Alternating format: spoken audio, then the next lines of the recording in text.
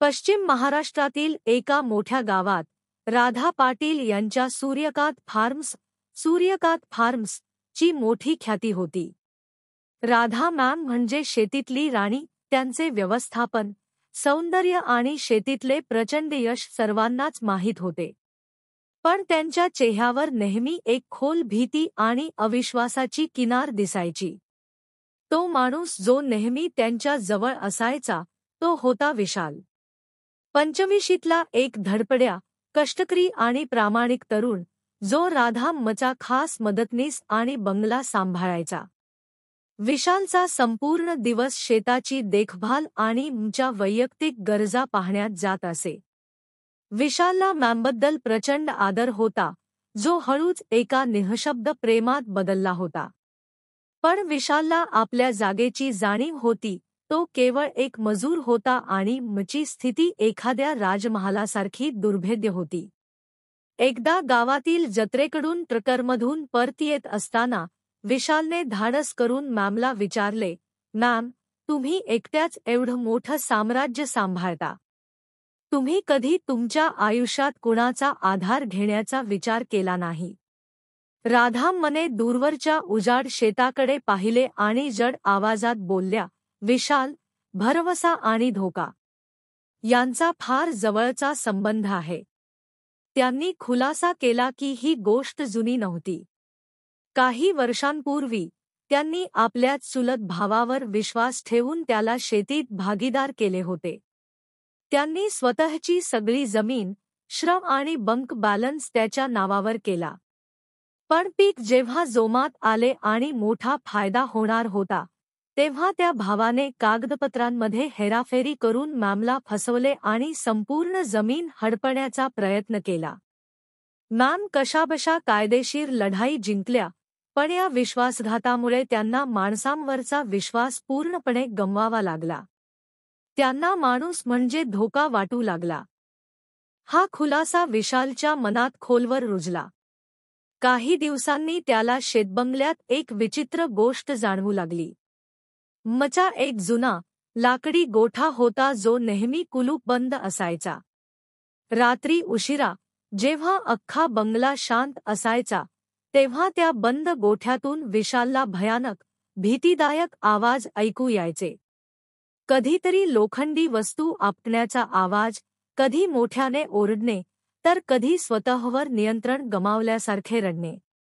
विशालला वाटायचे की जुने कामगार काहीतरी दुरुस्ती करत असतील. पण आतून येणारा तो आवाज विकृत आनंदापेक्षा अधिक भीतीदायक वाटायचा, जणू आत कुणीतरी हिंसक कृत्य करत आहे. एका मध्यरात्री, विजेचे मेन स्विच बंद झाल्यामुळे विशालला बंगल्यात परतावे लागले. गेटमधून आत येताच त्याला त्या बंद गोठ्यातून अत्यंत मोठा, वेदनेने भरलेला ओरडण्याचा आणि वस्तू तोडण्याचा आवाज आला. विशालच्या मनात धस्स झाले. मॅमवर कुणीतरी हल्ला करत आहे, असा विचार करून त्याने सेकंदही वाया घालवता मोठा दांडा घेऊन गोठ्याचा दरवाजा तोडला. आतले दृश्य पाहिले आणि विशालच्या अंगावर सर्रकन काटा आला.